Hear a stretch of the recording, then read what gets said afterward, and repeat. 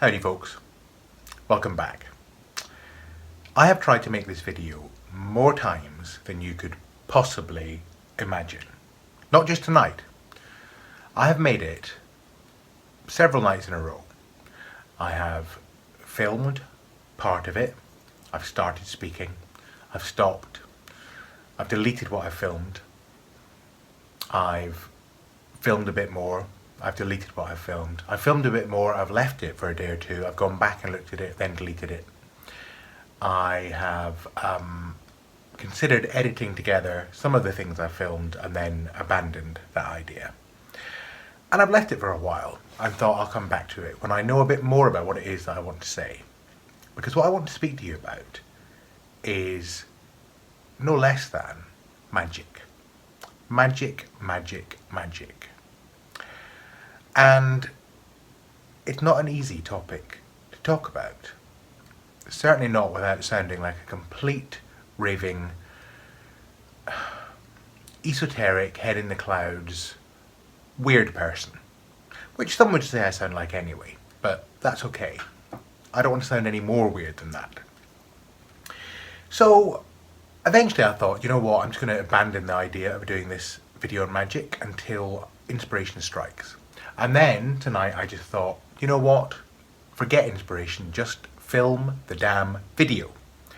Put your thoughts down on film, post them and see what people come back with. That's what I did for all of my Tarot to the Nine series. It's what I've done with most of the videos on this channel. So why not do it on the subject of magic?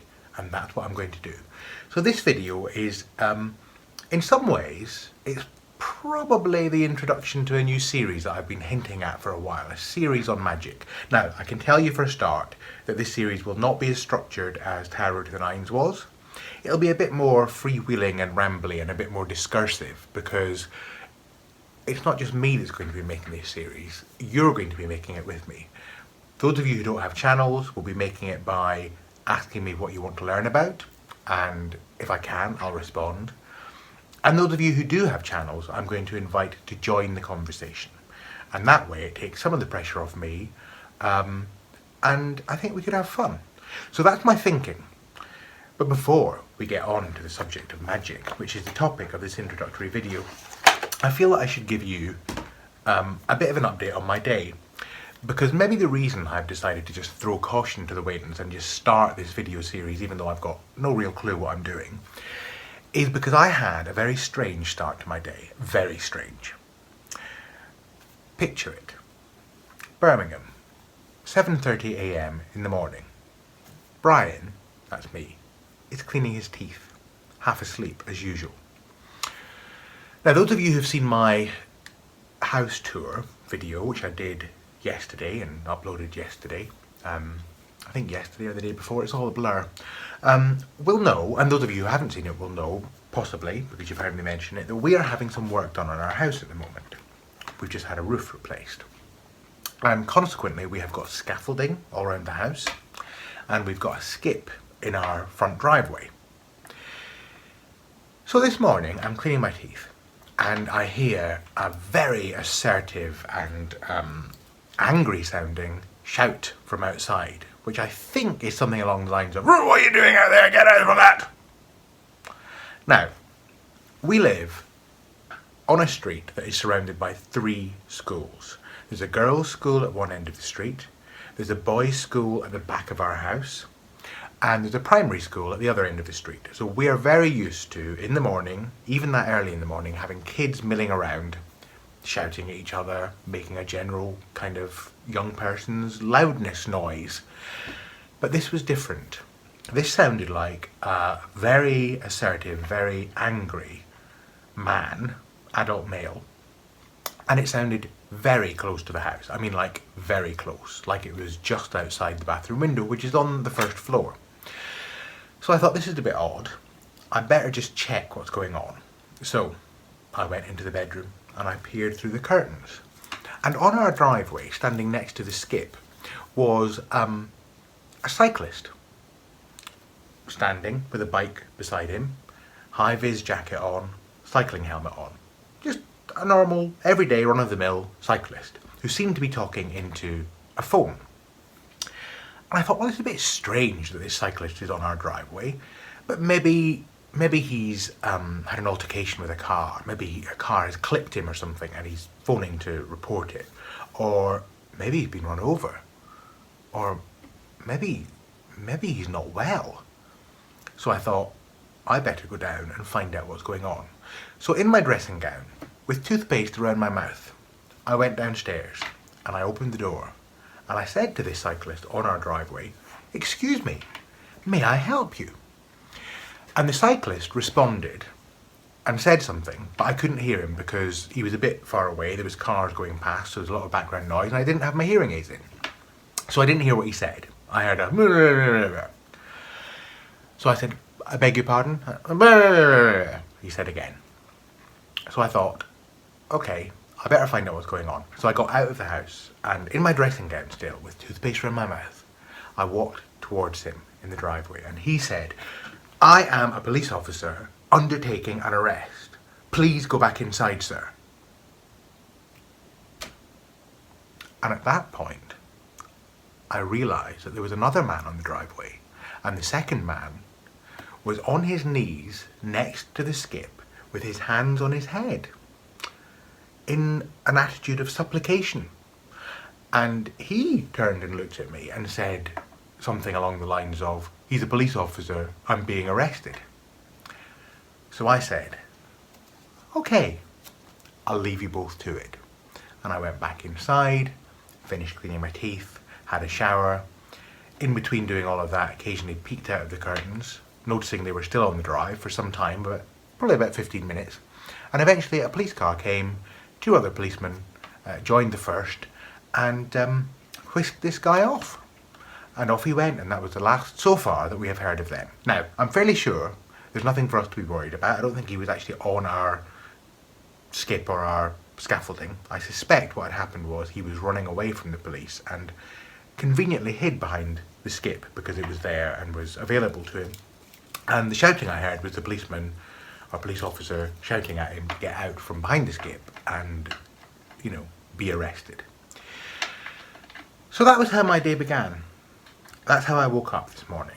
So I didn't even need a coffee to get me going this morning. I was able to just go to work having been woken up by a police incident on my driveway. So maybe that's why I feel able now to just throw caution to the winds and dive into the heady waters of Magick and talk to you about Magick. So, what do I want to say to you about Magick? Well, first of all, maybe I should say something about why I want to make this video series, or even just this video. Whether it turns into a series or not a series, who knows? Who knows? Let's just go with what we know. What we know is I want to say something in this video about why I want to talk about Magick. And really, there are 3 main reasons. First of all, as a bit of background, I should say to you that I don't consider myself, I never really think of myself as a magician or as a witch or any of that kind of stuff. Partly because I'm not particularly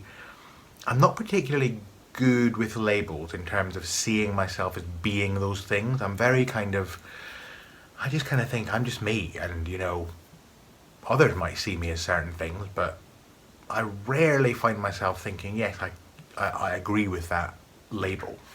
It's not that I've got any problem with those labels, it's just that I don't think of myself in that way. However, there are many people I know who would say to me, "Brian, you are definitely a witch," or "You are definitely a magic person. You're always doing weird magic shit."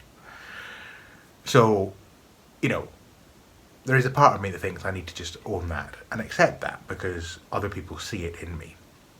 And I see some of that in myself. Certainly if I think about some of the things I do, some of the ritual practices I have, some of the psychological, mental practices I have, I can see that. So, so there's that. People tell me, you know, you do magic. And we'll get onto what magic is in a second. The other reason is, I would say that I have, over the last few years, developed a worldview which, although I wouldn't claim in any way to be in a state of awareness of this type of perspective, I have developed an appreciation for and an understanding of the notion of non-duality, the kind of state that is described in the Tao Te Ching, the Bhagavad Gita, that kind of Eastern side of things, and also in some modern Western approaches, the kind of perspective that you might hear described by Eckhart Tolle or Byron Katie. And I'm not, as I say, claiming in any way to be in the kind of headspace that they are in, but I appreciate their perspective, and it chimes with me. When I hear them speak and when I hear them describe their state and their perspective on the world, I find myself thinking, yes, that makes sense to me.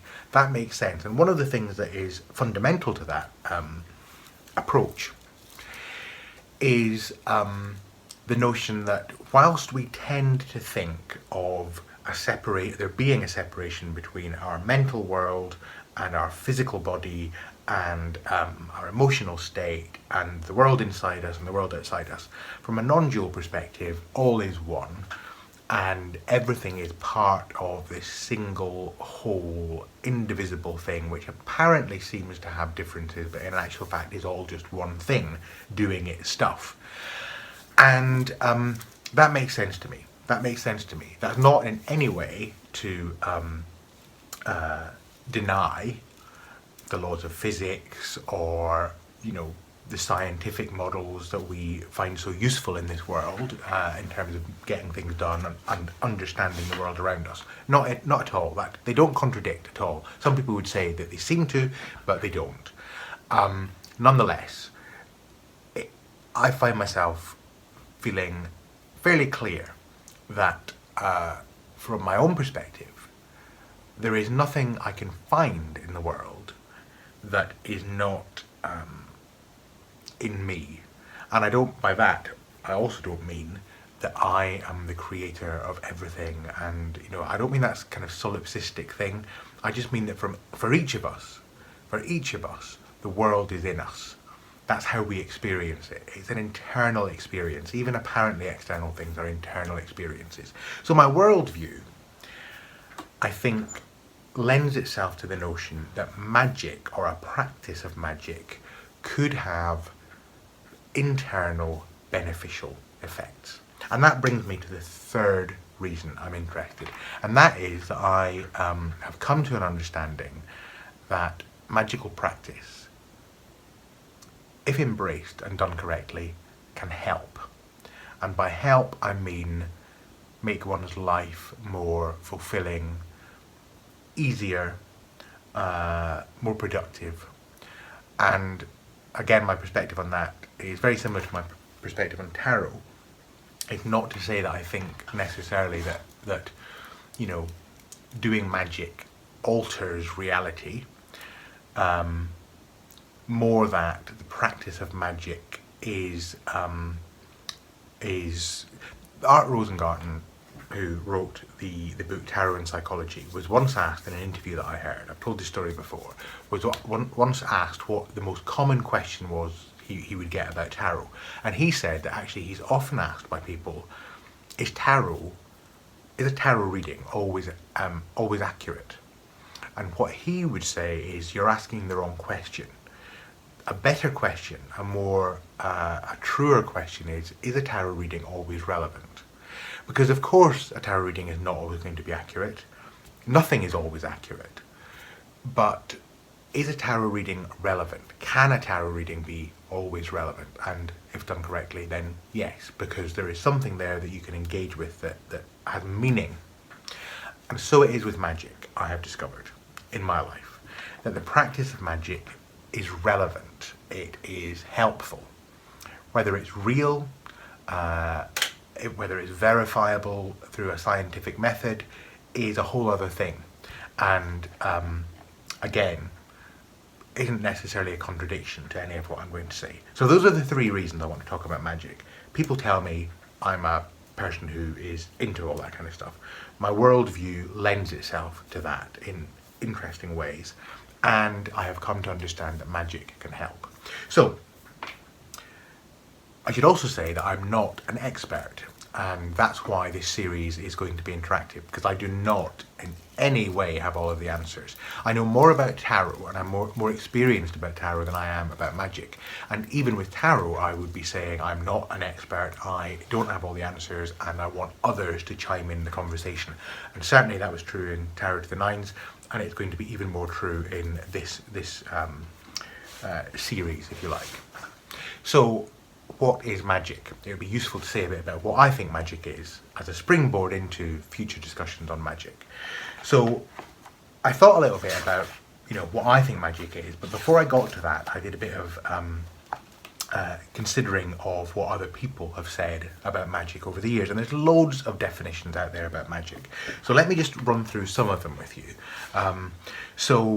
One of the interesting definitions comes from a very ancient grimoire, which Doreen Valiente writes about in her book, The ABC of Witchcraft. I should also say that she also points out in this book that the word magic comes from the Greek magike techne, which means the art of the magi, and the magi being the priests of ancient Persia. And she talks about the fact that they are, in terms of recorded history, one of the earliest civilizations, if you like, or groups of people who were known to have practiced magic, although there is a suggestion that magic originated even before them in ancient Egypt, etc.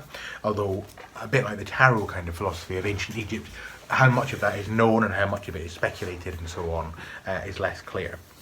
But what is clear is that there is a grimoire, which many of you will have heard of, called the Lemegeton, or the Lesser Key of King Solomon, and in that there is a definition of magic, and that states: magic is the highest, most absolute and most divine knowledge of natural philosophy, advanced in its works and wonderful operations by a right understanding of the inward and occult virtue of things, so that true agents being applied to proper patience, strange and admirable effects will thereby be produced.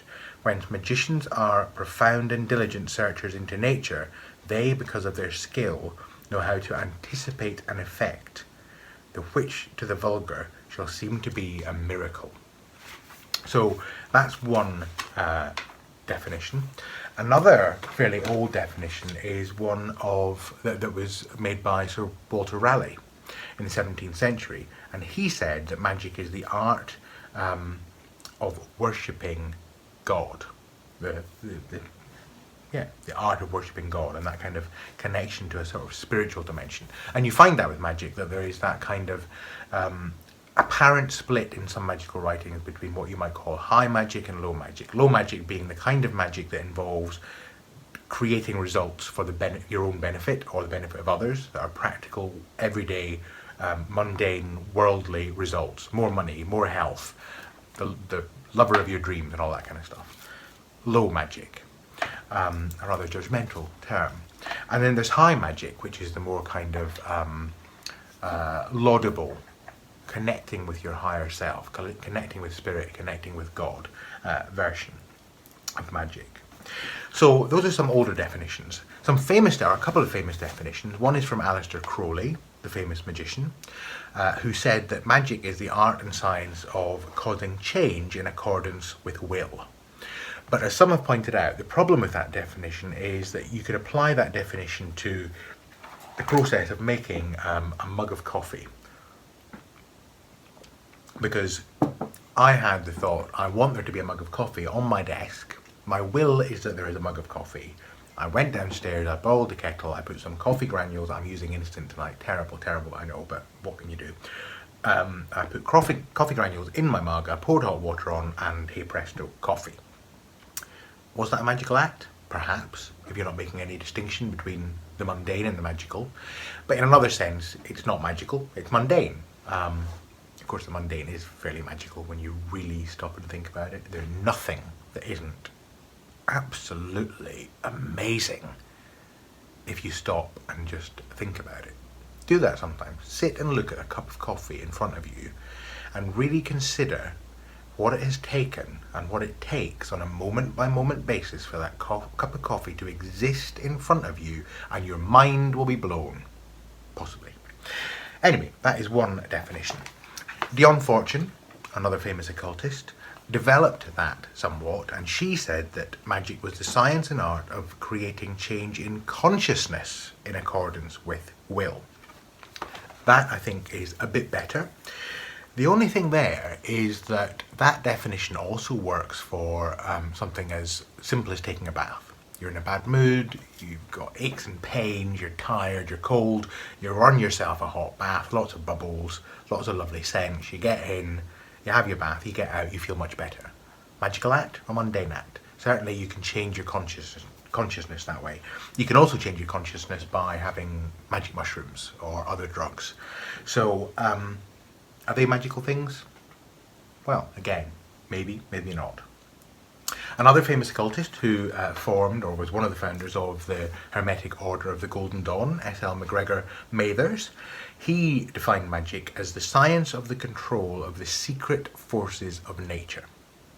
And Israel Regardie, who was also involved in the Golden Dawn and who was at one point Aleister Crowley's secretary, many years after Crowley had been part of the Golden Dawn. They weren't in the Golden Dawn at the same time.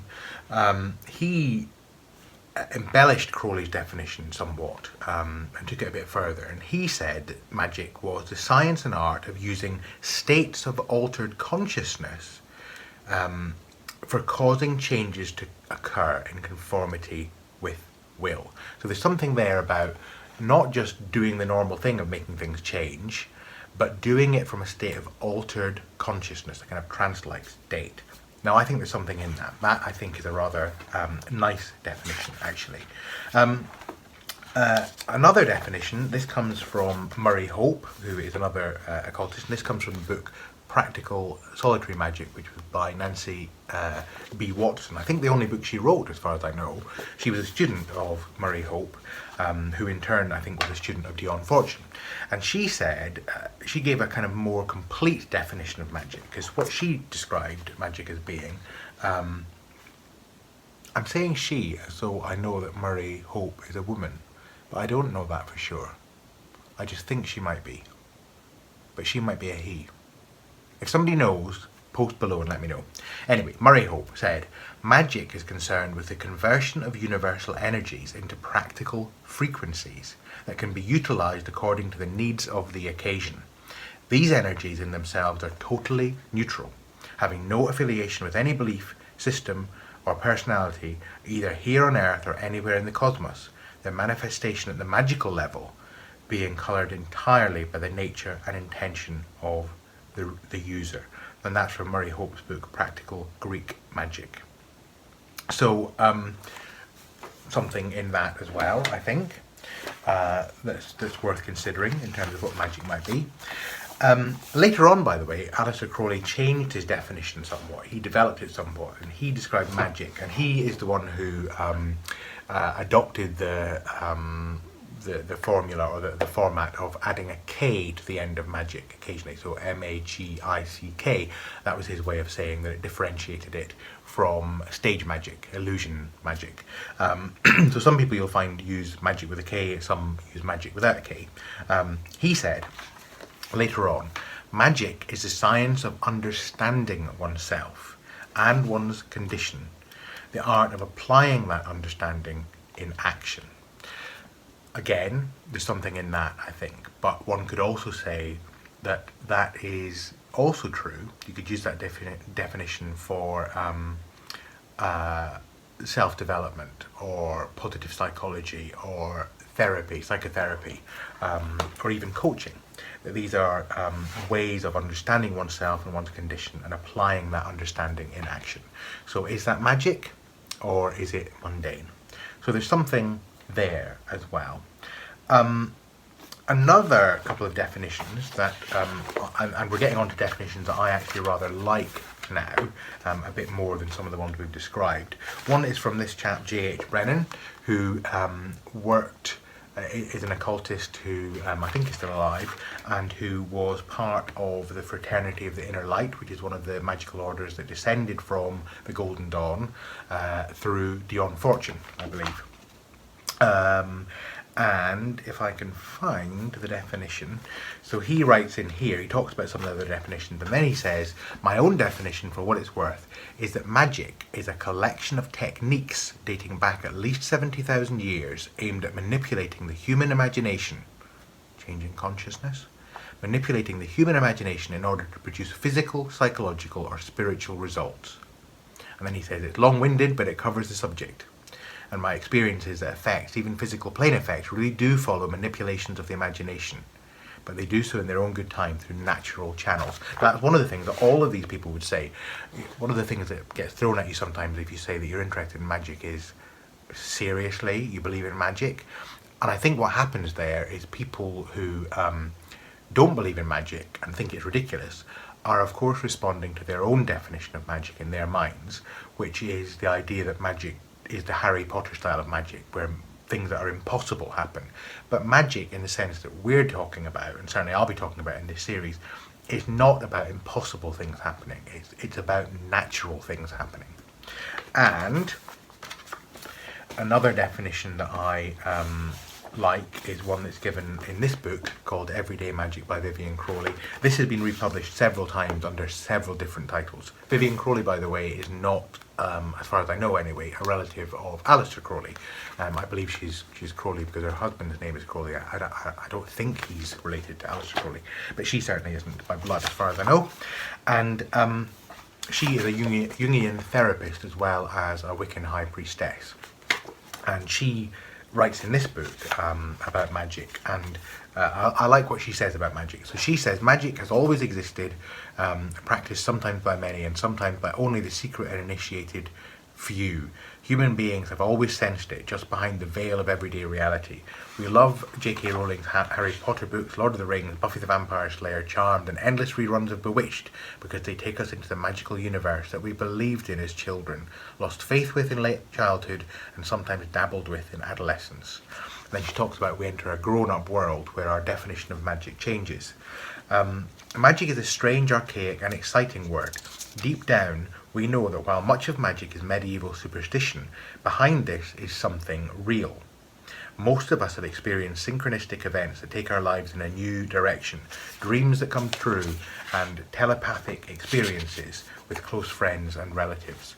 Some of us have had the feeling that occasionally it's possible to break the laws of time and space for our minds to do things that they cannot normally do. And then she goes on to say, regardless of the intention and the means, there are 5 types of magic. Magic to remove obstacles, magic to create opportunities, magic to achieve a particular goal, magic that heals or restores something or someone, and magic that changes the personality. The last is often called high magic. It is the magic of personal transformation, the magic of change. As well as our everyday personalities, we have within us an unrealized potential waiting to unfold.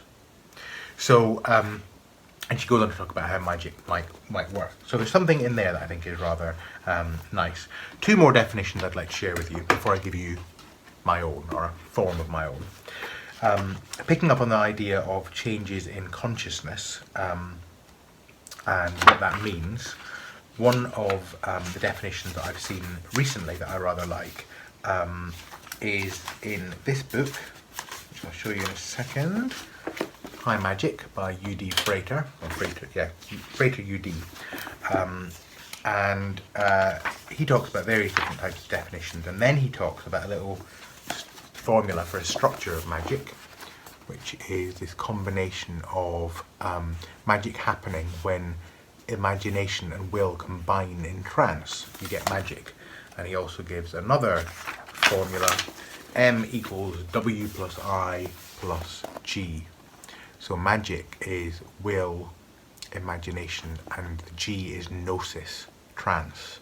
So this idea that actually magic is about something that happens or is stimulated beyond our normal consciousness. So that's a rather nice definition. And then finally, a definition I'd like to share with you is actually a definition from someone you probably or maybe haven't heard of, and that's a chap called Dave Sutch, who wrote this book, Natural Magic, which I don't know if this is available on Amazon yet, but it's probably available from Dave's site. Dave is someone that I studied with a couple of years ago. I did a year-long course with him called the Anam Cara School of Natural Magic, and it was a wonderful experience. And he's developed his own magical system. He's done much like I'm doing. He has gone through the process of considering what magic means to him and what all the different types of magic say to him and how he can synthesize this into something of his own. And he talks about magic being something that comes from that kind of element of spirit that is within us and within everything. And he talks a little bit about different things in magic. So I just want to read you a paragraph from his book, which is highly recommended, by the way. Magic is subtle and elusive. It can be near, but always just out of reach. It is alluring as a beautiful fragrance whose scent we catch momentarily. It is a twilight world where fleeting shadows catch the corners of the eyes. We know it is there, but we can never quite grasp it. It is enchantment itself, but once we have tasted it, it calls to our souls.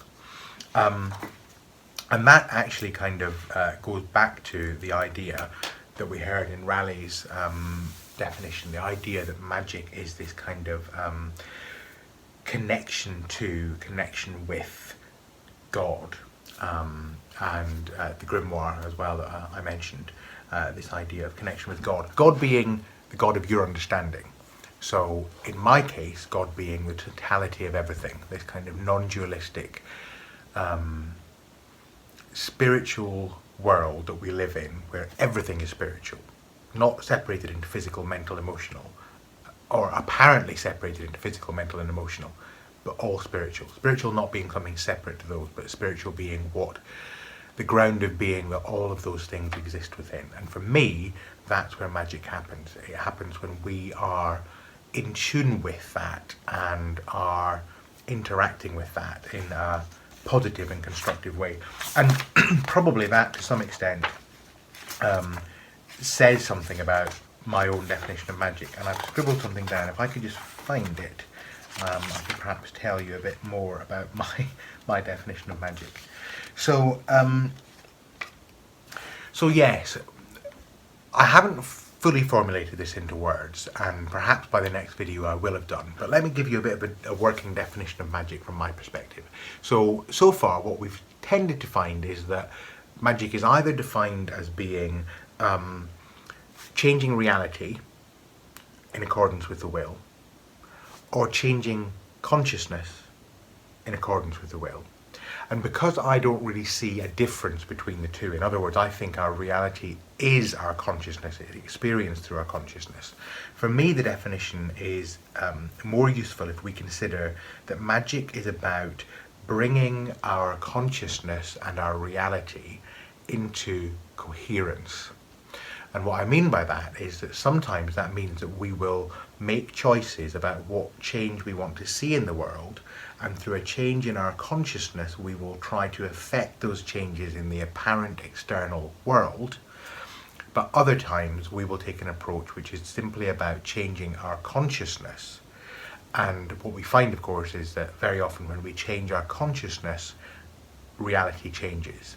Not necessarily in the sense that you might hear of in the kind of law of attraction stuff, where you're actually physically changing reality because of the power of your mind, but more because if there's no division between reality and your consciousness, then change one, the other has to change. It's like a law. It's like they are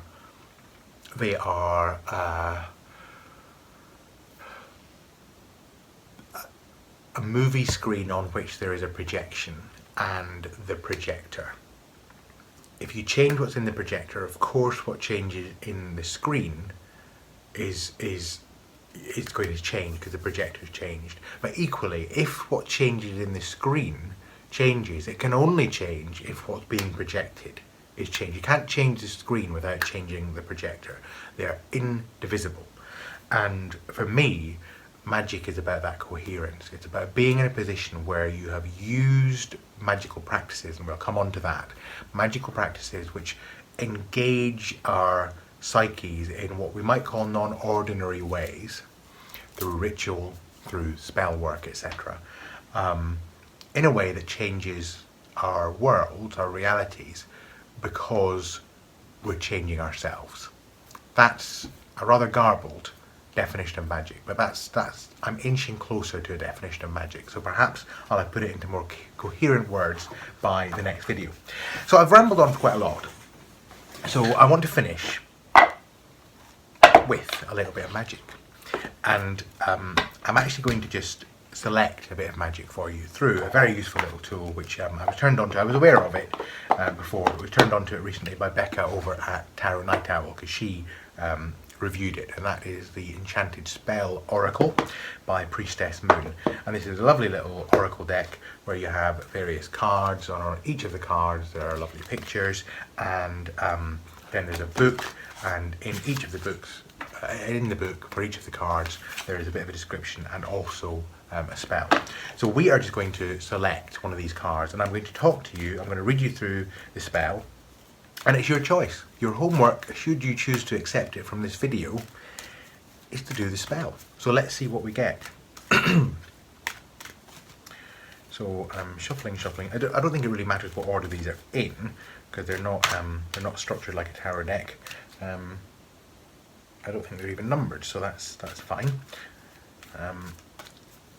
So let's just shuffle, and I hope you're thinking. This is one of the ways I think magic works. So you are watching this video after I have filmed it, but I am speaking to you and asking you to concentrate and be part of the process of my selecting a card. And here's what I put to you, that in your engagement with this moment as you watch this video, you are a part of my selection of the card, even though at the time I'm filming this, apparently you are not watching it. So how can you be part of the selection of the card? Now some would say you can't. You're talking rubbish, Brian. But I don't think so. I think you are a part of it. And I think as you watch me shuffle, and as you focus and concentrate with me on these cards, all of you, you in particular, who are participating in this draw, are influencing the card I'm going to get. Magic. So,